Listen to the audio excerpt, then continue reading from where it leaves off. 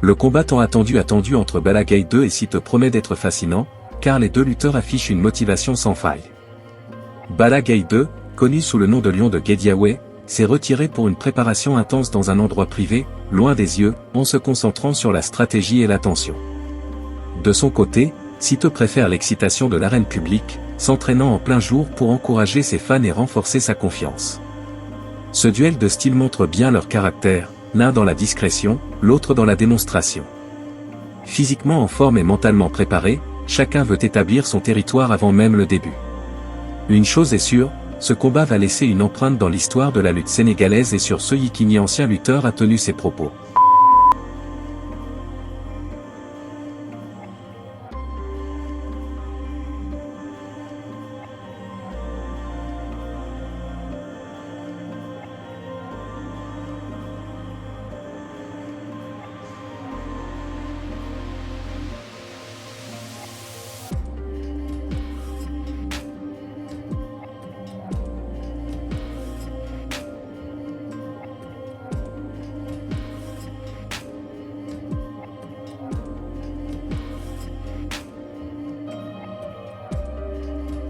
man de dama jàpp ne li ma war maa ngi koy def parce que xale bu ma gis ngay bëre bu dee benn fan yi dinaa ñëw woo la ba nga toog ne la lii ak lii ak lii moo lay def champion boo amee soxla ci man woo ma li may wax am na seede seede parce que ñi ngi may dégg ba sax ñu dul séeréer ci waxtaan boobu la ñu nekk actuellement ci waxtaan boobu la ñu nekk ni ñun ñii laa wax dew ma dajale séeréer yeeg yooyu waaw parce que nag jamono dafay dox boo xoolee écurie séeréer moo fi ne woon mais dem na ba tas écurie Sine Saalum juddu waaw Sine Saalum du ma wax ni maa ko fexe mais bokk naa si ñi tax séeréer nangoo dem fu dul écurie séeréer lu tax loolu waaw parce que man nag dama mos a am gis-gis ni ñëw ma pour doon apprenti wu kenn gëm sa bopp bi ma ñëwee xool parce que Joal lañ daa toog di seetaan combat yi ma xool écurie Ndakaaru waaw fekk kat yi déey na ma la ma déey Fatick jib ji fu fa ne woon ak Cheikh Mbab ba matuñu bëri ñu fee lay dem ñu demee quelques années ñooñu dañuy toog te boobu commencé nañu jël âge mais risque boobu waaw risque boobu yow li ma ci traversé est-ce que calculé woon nga li nga ci na ngeen naroon benn nit moo ci d'accord nag man ci séeréer yi waaw loolu laal bëggoon wax de dafa mel ni séeréer si mere nañ la ci loolu xam nga nag ci mbokk moom laa bokkal ci ñi fi ne woon waaw ñoo joor waaw faata la comme waaw dëkk ñoo joor moom rek moom moo woon ne man nii la dama lekk Dakar il faut oser moom kenn duñ la mënal dara parce que boobu gars yi bu ma leen rombee nuyu leen sax duñ ma fay mais démarché nañ la ci départ bi aussi bi ma ñëwee am na ñoo xam dañ ma ne ñëwal écurie séeréer waaw boobu nag dem na écurie Dakar ba pare boobu nag encadrement écurie séeréer taxaw na non boobu ñoom ñoo fi ne woon ñoom war di nii gis nga écurie séeréer a fi ne woon waaw ak Fass waaw ak Waalo waaw waaye écurie yi amoon doole ñoom ñaar la woon am ay ponkal dëgg si ginnaaw ponkal waaw Fass la waaw ak écurie séeréer waaw début bi ñu baree bari xamuñu woon li may def parce que dañ gis ne kii dafa génn xeet mooy li ma la da ngay romb nit nuyu ko du la faale sa mbokk si ba pare di la wax carrément que ne li nga doo dem fenn da nga génn xeet tubaab bu joor yal na ko yàlla yërëm moo tax koy ñaanal yàlla ko yàlla amiin amiin parce que xam nga genre boobu lu ñu lay jëwee rek danañ la ko yeggee am na ñoo xam duñ jëw tubaab du jëw waaw laa daawul jëw ah non la wax toog dafa ñëw fekk ñu stade Assane Diouf mooy kaay waaw kaay waaw mais yow sama mbokk nañ da ngaa génn xeetaa doo doon champion ma ne ko ko maa ngi taxaw Papa Omar Big Boss ndeysaan guddi googu nelaw loolu yokk la jom baat boobu parce que dama ko xalaat daal man ne effectivement li may gis si nit ñi ñoom loolu la ñu dund ñu ngi koy wax ba nit ñi jot ci moo tax su ma mujjanteelu dundam jegoon naa ko tuuti ndeysaan ñëw na bi maire bi gaañoo ñëw na ko waxtaan bu yàgg genre boobu baax na ci dëkk bi mu waxee wax ji guddi googu nelawoo parce que nag am na lu desoon ci man défi la dem ba mu métti mais mooy dama la gëm-gëm dafa am solo gëm sa bopp mais ci xale séeréer yi est-ce que gis nga ci ku nga xam ni kii ay la yéwén buñ ko jëlee encadré ko war pourtant Siteu mun na nekk mbër waaw mais dafa am lu mu laaj voilà waxuma parce que suma jarbaat taay bi mu toll nii par exemple. nga njool nga toll waaw taay bi baax. njool mu ndaw waaw. voilà li ñu wax parce que nag ñoom ñun chance bi ñu amuñu ko fooyewul làmb. maanaam ci mbapat. làmb dafa xew bëri doon ñoom ñëw dugg ci. Siteu bëriwul bëri simple daanaka. déedéet. bu fekkoon ne dafa bëri simple ba upp ko dana gën a yomb ci moom. ba yaram bi mokk. yaram bi man di bëri. waaw mokk waaw. man di waaw. foo laal mu bëri. waaw. des na mais comme am na chance ni jaayam mbër kaamil la woon. nga bokk génération moom mag tuuti. Abdourahmane maa ngi koy nuyu xam naa ne mi ngi seetaan. ma ne ko nag Siteu dafa am lu si moom.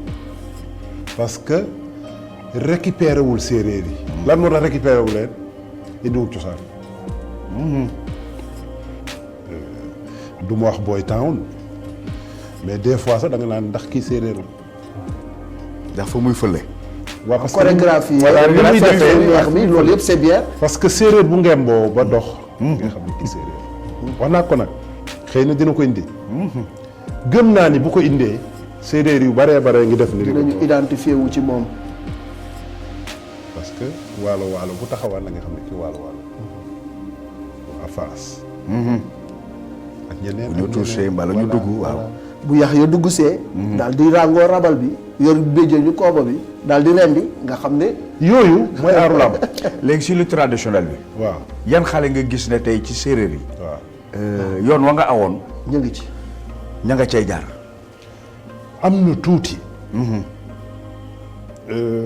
Diofior am na ñu bër. Diofior. am na ku ñuy wax Ibou Ndiaye am na ñaar sax. mais ki ci mat mbër dëgg-dëgg. mooy Ibou Ndiaye mais li ma jaaxal. waaw doo ko gis tournoi lu bari. mooy ëbbali. waaw waaw boo gisee tey bala nga koo gisaat yàlla xam. te dafa war a bëre ba 11. parce que tournoi yi gis yëpp. yi ma dem yëpp yi ma organisé sax gisuma benn mu ñëw ci. am na taay bi bu fekkee ni. parce que gis naa Ibou Ndiaye gis naa Ngel Jon. Ngel waaw. am na benn xale waa ñoojoor bu ma gis bu mën a nekk mbër bu mën a nekk mbër. xaanu Cheikh Niang. déedéet Cheikh mbërëntaan la. mbërëntaan waaw dafa am fu mu yem. waaw waaw. moo leen dàq bëri. Bon les amis, c'était ça et pour rappel la lutte sénégalaise, un véritable trésor culturel et sportif du Sénégal, et plus qu'un simple combat physique. Elle représente la force, le courage, l'honneur et la tradition. Pour les lutteurs, chaque match est un moment important qui nécessite une préparation sérieuse sur plusieurs aspects, physique, mental, spirituel et stratégique. Cependant, ces dernières années, une augmentation des violences autour des combats a poussé les autorités et les personnes impliquées à mettre en place de nouvelles règles pour protéger l'image de ce sport national. La lutte sénégalaise, surtout dans sa version avec coups, demande une très bonne condition physique. Les entraînements se concentrent sur le renforcement des muscles, l'endurance, l'agilité et la force. Les lutteurs s'entraînent chaque jour, souvent en groupe, avec des séances qui incluent de la course sur la plage, des exercices de musculation, de la lutte au sol et des techniques debout. L'alimentation est aussi très importante. Les lutteurs suivent un régime riche en protéines pour augmenter leur masse musculaire tout en essayant de garder un certain niveau de souplesse. Ils consomment souvent des compléments traditionnels comme du lait, du mil et des arachides. Au Sénégal, la lutte ne se limite pas à la force physique. L'aspect spirituel est aussi très significatif. Les lutteurs, avec l'aide de marabouts, réalisent fréquemment des rituels, des bains mystiques, des prières et utilisent des amulettes pour se prémunir contre le mauvais œil et augmenter leurs chances de gagner. Cette dimension spirituelle fait partie intégrante du sport et de la culture sénégalaise. Sur le plan mental, les champions doivent apprendre à gérer la pression des spectateurs, les provocations de l'adversaire, et à rester très concentrés le jour du combat. Certains entraîneurs modernes font appel à des spécialistes en préparation mentale pour renforcer l'état d'esprit des lutteurs. Un bon lutteur est également un bon stratège. La préparation pour un combat nécessite d'étudier les techniques de l'adversaire, sa défense, ses mouvements préférés et ses faiblesses. Les séances vidéo, de plus en plus courantes, permettent aux lutteurs et à leur équipe d'élaborer des stratégies précises. Cela aide non seulement à gagner plus efficacement, mais aussi à réduire les risques de blessures. Malheureusement, la lutte sénégalaise a parfois été marquée par des actes de violence, notamment entre supporters ou lors de conférences de presse tendues. Pour y remédier, le Comité national de gestion de la lutte, CNG, et les autorités sénégalaises ont récemment mis en place plusieurs mesures. Premièrement, un contrôle plus strict des promoteurs et des lutteurs a été établi. les conférences de presse sont désormais mieux surveillées, et des sanctions sont prévues pour les dérapages verbaux ou physiques. Le respect entre adversaires est fortement encouragé. Deuxièmement, des efforts ont été réalisés pour améliorer la sécurité des stades. Les forces de l'ordre sont plus présentes, les contrôles à l'entrée sont renforcés, et des zones neutres sont créées pour éviter les conflits entre supporters opposés. Enfin, la sensibilisation est devenue un outil essentiel. Des campagnes de communication sont lancées pour promouvoir les valeurs de paix, de fair play et de respect dans le monde de la lutte. Les anciens champions jouent un rôle clé en tant qu'ambassadeurs, rappelant aux jeunes que la lutte est un art noble, pas un moyen de régler des comptes. Se préparer pour un combat de lutte sénégalaise, c'est s'investir pleinement dans un processus complexe qui combine sport, culture et spiritualité. C'est aussi, aujourd'hui, s'engager à promouvoir la paix et le respect. Grâce aux nouvelles mesures pour réduire la violence, la lutte sénégalaise peut continuer à se démarquer, non seulement comme un sport de combat, mais aussi comme un puissant symbole de l'identité sénégalaise.